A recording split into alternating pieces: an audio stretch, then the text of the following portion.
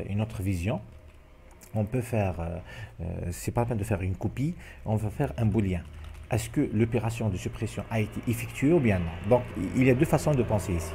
Donc, on travaille toujours sur le L. Et puisqu'ici, on travaille sur le L, il faut faire le var ici. Passage par variable, c'est possible de toucher l'adresse de L. Donc ici, on va faire des variables locales seulement. Donc, ici, tout d'abord, on récupère la taille de la liste. Donc, on a besoin de la variable taille. Donc, on récupère la taille de la liste. Donc, on appelle la fonction taille L. Voilà. Et ici, nous avons 3 cas. Donc, le booléen résultat. Donc, résultat de la suppression. Est-ce que suppression effectuée ou bien non? Donc, suppression effectuée. On peut faire comme ça. C'est un booléen. Donc, on suppose que la suppression n'a pas été effectuée. Quelque chose comme ça. On suppose que la suppression sera effectuée le plus normalement du monde. Et on va faire ici, supprimer élément, reçoit suppression effectuée. Voilà. Donc, si la taille est inférieure à i, okay, donc on va traiter les cas particuliers. Si i inférieur à 1, ou bien i supérieur à taille. Donc, on ne peut pas faire la suppression. Si i égale à 0, ou bien égale à moins 1, égale à moins 2, ou bien i supérieur à la taille. On suppose que, par exemple, la liste, elle possède 4 éléments, et il vous donne i égale à 6, i égale à 5. Donc, ce n'est pas possible de faire la suppression. Dans ce cas-là, suppression effectuée égale false. Pardon. Sinon, on peut effectuer la suppression. Dans le cas de sinon, donc ça, on a traité le premier cas, c'est le cas où i n'est pas correct. La valeur de i donnée dans les paramètres n'est pas correcte. Je compile s'il n'y a pas d'erreur. Suppression effectuée, reçoit true. Donc ici, j'ai fait un espace, on reçoit, très bien, il n'y a pas d'erreur. Donc ici, on a traité le premier cas, il reste 3 cas. Les 3 cas qui restent, c'est quoi? C'est lorsque i égale à 1, ou bien i égale à n, et taille, ou bien et il est au milieu. Donc ici, on va commencer. If i égale à 1, then begin. Qu'est-ce qu'il faut faire? Donc, ce qu'il faut faire lorsqu'il est égal à 1, donc, ça veut dire qu'il faut supprimer le premier élément. Donc, en réalité, il faut faire ça. OK? L, la liste L pointe vers le suivant, et après le précédent égal à nul. Donc, ici, il faut faire comme ça. L reçoit L point suivant. D'accord? Donc, on touche directement le L. Maintenant, attention ici, le L chapeau point précédent devient nul. OK? Donc, avant de faire L point précédent devient nul, il faut le virer dans la RAM. Il faut supprimer cette cellule dans la RAM. Cette cellule, il faut la virer. Ça veut dire que précédent, il doit être disposé de la RAM. Dispose L point précédent. Après, on fait précédent reçu. Maintenant, un cas particulier, dans ce cas-là de i égale à 1, supposons que la liste possède un seul élément. Dans le cas où la liste possède un seul élément, comme dans ce cas, donc le suivant ici, il est nul. Donc, quand est-ce qu'on peut faire les deux actions? Ces deux actions-là, c'est le L est différent de nul, le nouveau L. C'est le nouveau L différent de nul, on doit supprimer. On doit supprimer.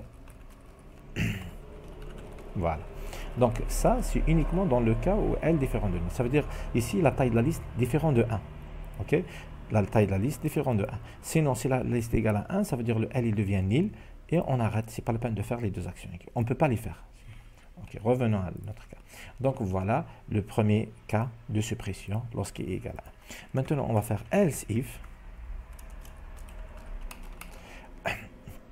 Else if i égale taille. Donc, dans le cas où i égale taille, je vais faire comme ça. Bon. Donc, begin, end point virgule, on est dans le else. Donc, dans le cas où i égale à taille, donc, vous pouvez faire la condition dans les parenthèses, comme vous pouvez ne pas le faire, parce qu'elle n'est pas obligatoire. Sauf dans le cas où il y a deux conditions, il faut les faire chaque condition dans une parenthèse. Donc, qu'est-ce qu'il faut faire? Donc, dans le cas de taille, qu'est-ce qu'il faut faire? Donc, il faut parcourir jusqu'à le dernier élément. Donc, on doit faire P reçoit L. Donc, ici, il faut ajouter P comme étant une variable locale de type liste bidirectionnelle. Voilà. Donc, P reçoit L tant que P chapeau.suive. On a oublié de faire un traitement de cas. Ici, if taille égale 0, on ne va rien faire. C'est-à-dire ici, voilà, je pense, voilà, c'est correct ici.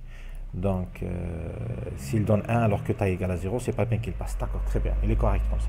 Donc, tant que P point suivant différent de nil, on va faire quoi? P reçoit P chapeau point suivant. Voilà, très bien.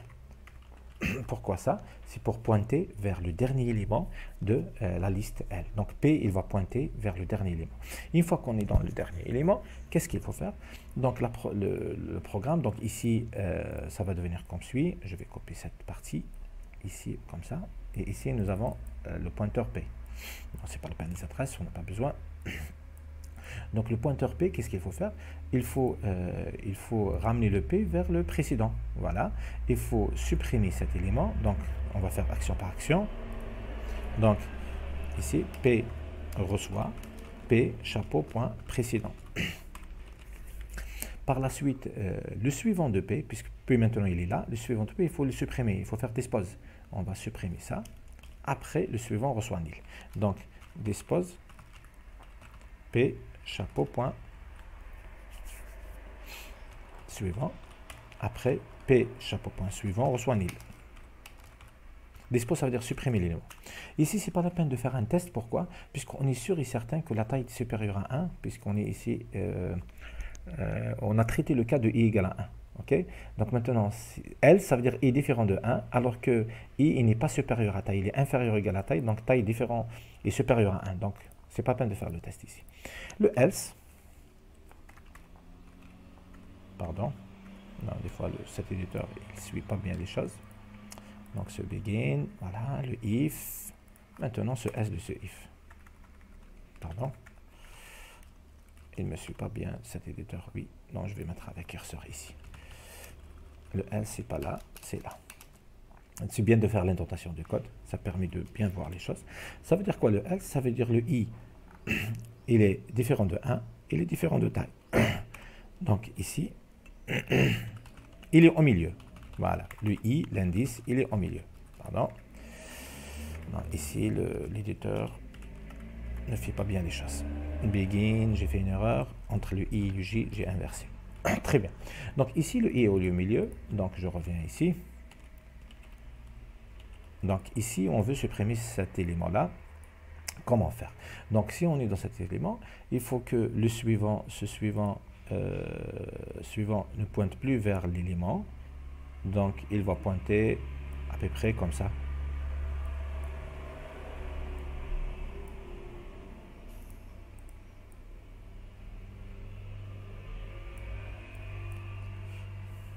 Donc pour pouvoir faire cette opération, il faut avoir un pointeur vers l'élément à supprimer. Ça veut dire qu'il faut avoir ici un pointeur P. Pardon. Il faut avoir un pointeur P.